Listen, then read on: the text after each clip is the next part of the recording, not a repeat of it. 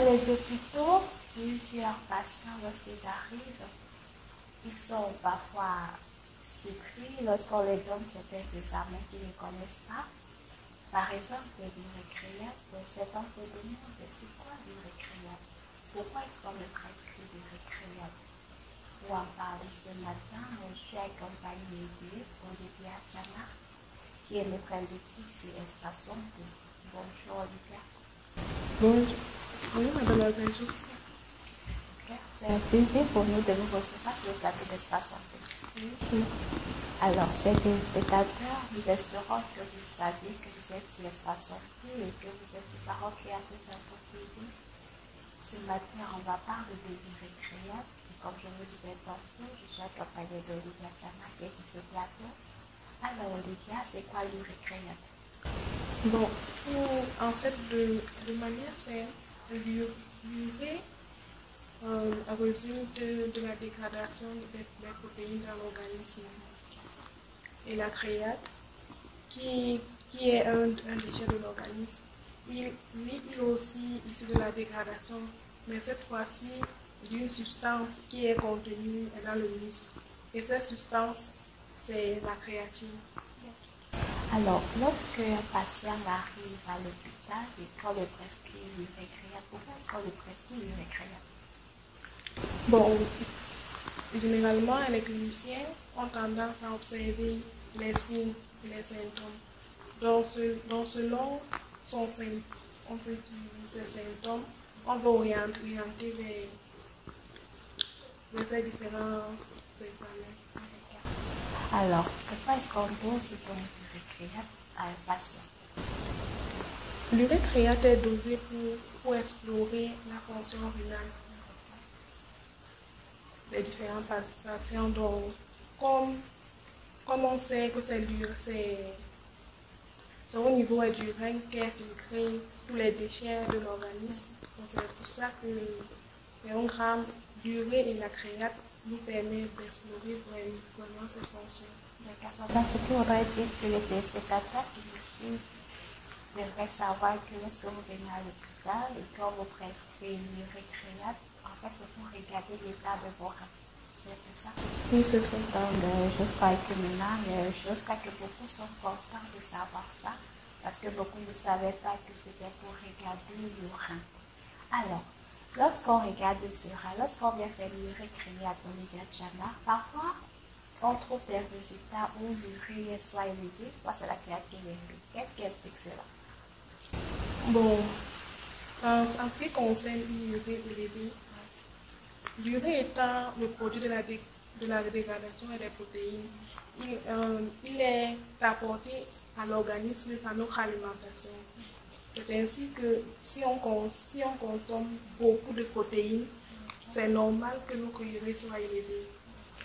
Mais en ce qui concerne la créate est proportionnelle à notre masse musculaire. Puisque la créatinine est à l'intérieur, un produit qui est à l'intérieur de notre muscle. Lorsque nous effectuons des activités intenses, le corps libère dégrade cette créatinine et ce qui libère maintenant un excès. Donc, le corps dégrade cette créatine, ce qui libère la créatinine dans le corps. Donc, si je comprends bien, par rapport à la créatinine, j'ai compris aliment, j'ai compris muscle. Ça veut dire que les patients devraient d'abord savoir ce qu'il faut éviter. Par exemple, les créatinines ou les créates, puissent être élevées. Est-ce qu'il y a des repas appropriés qui doivent peut-être arrêter de manger? Je ne sais pas si j'ai bien suivi. Ou bien est-ce que, par exemple, puisque j'ai peut-être entendu parler des muscles, est-ce qu'ils doivent faire le sport? Je ne sais pas trop. Je ne sais pas si vous comprenez un peu où je vais en venir. Oui, bon, j'essaie de D'accord, pas de souci. Bon, en ce qui concerne l'urée, il est préférable qu'avant, pour s'assurer d'avoir des valeurs exactes, avant de venir faire vos examens, il est préférable de ne pas consommer de de protéines. Donc, il faut un peu éviter de consommer beaucoup de protéines pour que l'urée ne soit pas élevée et que ce soit les vraies valeurs que nous ayons. Et maintenant, pour ce qui concerne la créate, il est conseillé de ne pas faire d'activité intense pour que nous puissions avoir des bonnes valeurs. Ça veut dire que, est-ce que le patient qui vient faire l'urée créate doit forcément être à jeun? Oui, il est préférable d'être à jeun. Voilà. Donc, pour avoir des examens exacts. Alors, quels sont les symptômes d'un patient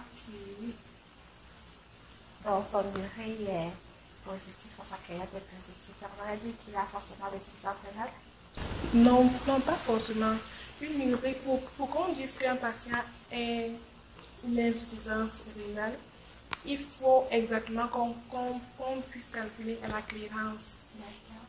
Et pour ça, on a besoin de calculer la clairance de l'urée et la clairance de la créate.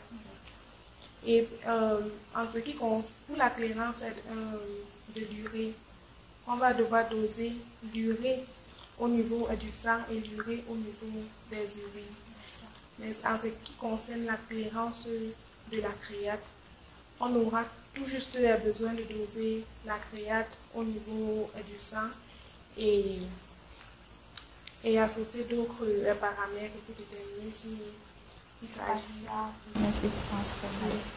Alors, puisque le patient, par exemple, lorsqu'il est peut-être devant vous au laboratoire, est-ce que parfois vous leur donnez certains conseils, je ne sais pas, est-ce qu'ils viennent se faire prélever? Bon, d'abord, nous les conseillons uniquement d'être à jeun, même si c'est pour un examen qu'on dit qu'ils doivent être à jeun, puisque généralement, ils viennent à jeun uniquement pour la glycémie. Alors que c'est une erreur. Il est préférable qu'ils viennent à jeun et c'est au niveau du laboratoire qu'on va dire si c'était nécessaire ou pas. Alors, est-ce que va-t-on toujours prescrire à des patients toujours l'urée ou bien la créate? Pourquoi les deux marchent ensemble? Bon, ce n'est pas obligé qu'ils marchent ensemble. Parce que généralement, pour les patients souffrant de diabète ou d'infarctus du myocarde, on a tendance à prescrire l'urée. Parce que l'urée va permettre de vérifier la fonction rénale. Mais pour ceux maintenant qui souffrent vraiment d'une insuffisance rénale, on va plutôt les prescrire la créate. Donc les deux ne marchent pas, mais on considère toujours que les deux marchent ensemble parce que ça permet de vraiment orienter le problème. Ok.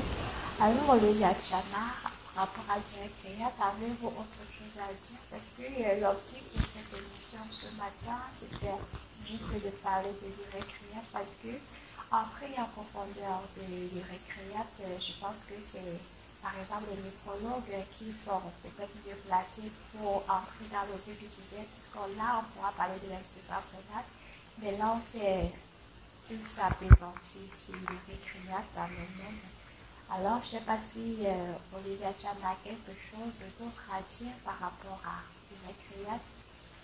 Non, pour l'instant, non, parce que c'est pas grave. Voilà, chers téléspectateurs, comme je le disais tantôt, l'objectif c'était de vous éclairer sur ce que c'est que l'urée créate. On reviendra forcément parce qu'il y a plusieurs examens au laboratoire qu'on vous demande souvent. Certains vous demandent souvent c'est quoi l'urée créate, c'est quoi la CRP, c'est quoi, il y en a tellement. Mais à Espace Santé, on prendra le temps de venir nous éclairer spécialement sur chaque examen pour que prochainement, lorsque vous vous rendrez dans des hôpitaux, que vous allez être surpris, que vous compreniez pourquoi est-ce qu'on vous demande souvent cet examen. Alors, Olivia Chana, c'est un plaisir de vous recevoir sur le plateau d'Espace Santé. merci. Donc, je suis chef d'inspecteur à très bientôt pour une prochaine édition.